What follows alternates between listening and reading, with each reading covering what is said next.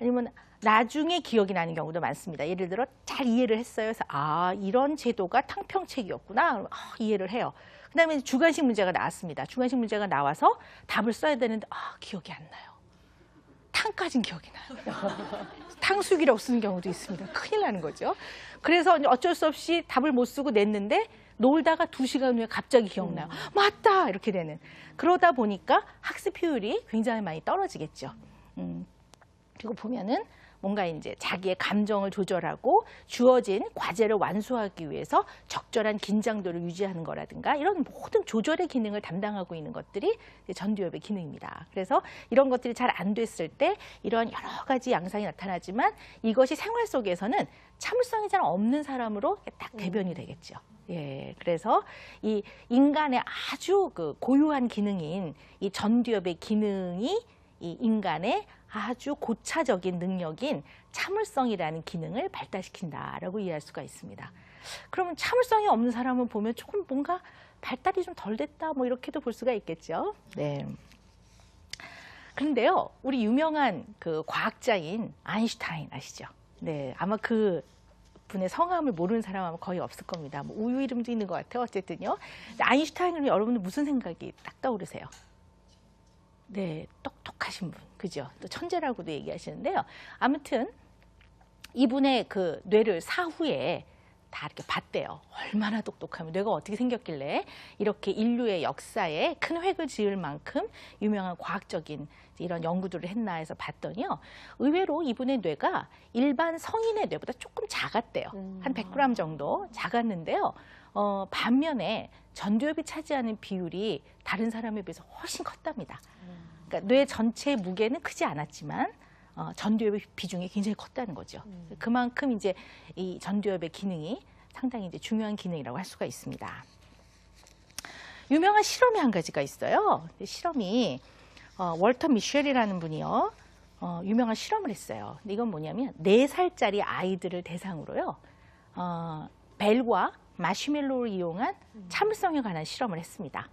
얘네들을 대상으로 어떤 실험을 했냐면요. 아이들에게 너희가 벨을 누르면 내가 와서 마시멜로를 하나 주겠다.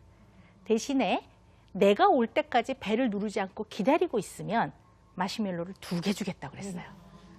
근데 이분이 기다리라고 한 시간이 고작 사실 15분이었어요. 물론 4살짜리 아이들, 우리나라 나이는 5살인데 얘네들한테 15분이 좀 길어요.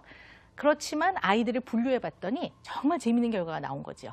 한 그룹의 아이들은요. 아주 발광을 하는 거죠. 몸을 비틀고 못 기다리고 계속 징징대고 이런 아이가 있었던 반면에 어떤 한 그룹은 끝까지 다른 곳을 쳐다보면서 참는 거죠. 올 때까지. 왜냐하면 이 아이는 마시멜로를 그렇게 하면 2개를 얻을 수 있기 때문에 더 좋은 결과를 얻기 위해 참고 있는 거죠. 그래서 아이들이 이렇게 확연하게 구분이 되더라는 얘기죠.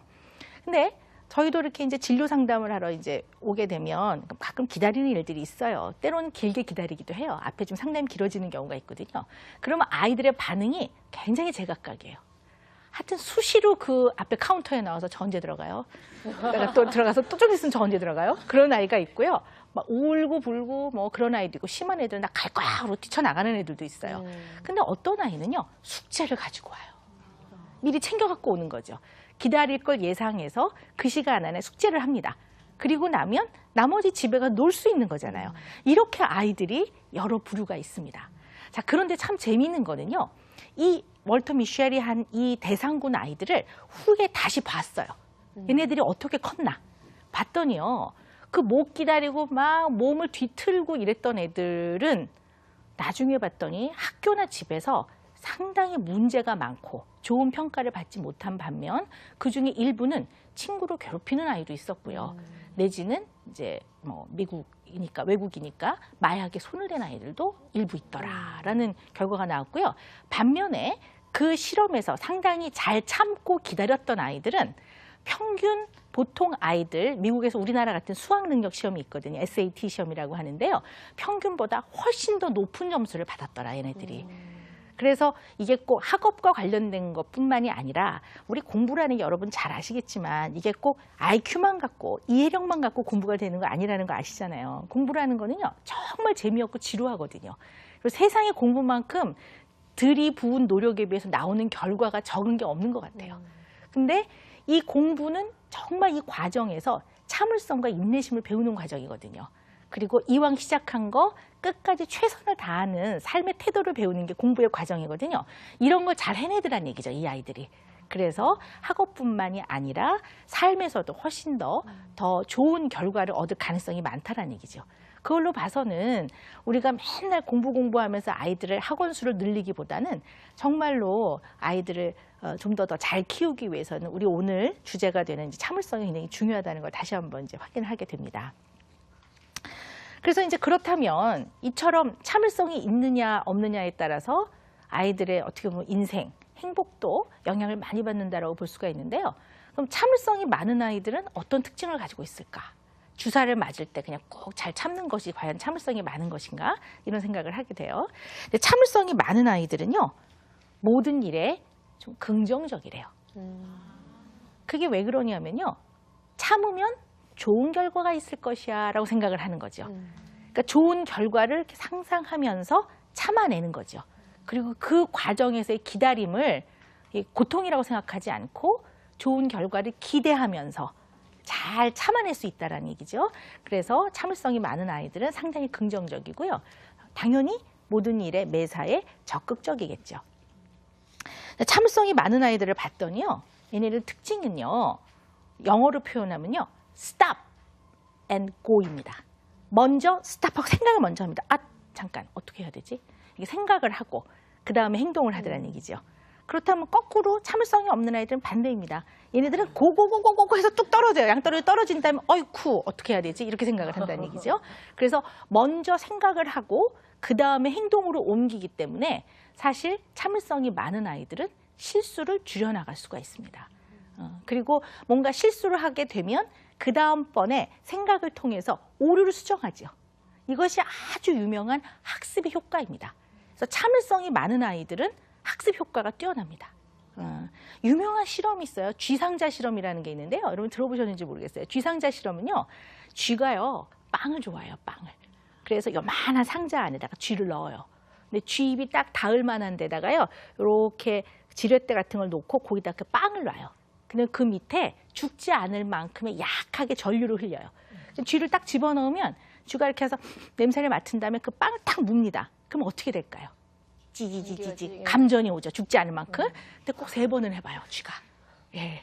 그래서 3번 정도 해보면 배워요. 아, 내가 이거를 먹으려고 무니까 내가 괴롭구나. 그 다음에는 안 먹어요. 그러니까 이 쥐도 3번이면 배우거든요. 그죠? 근데 이게 이 학습 효과가 떨어지는 아이들을 보면은요, 맨날 인생이 도돌이표예요.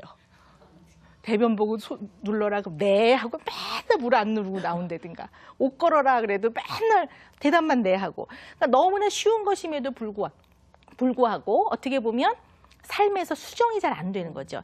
이게 같은 것을 반복 수행하면 수행이 거듭되어질수록 학습 효과가 일어나서 다음번에 같은 것을 할 때 훨씬 더 많은 효과가 있다라는 것이 이게 학습 효과입니다.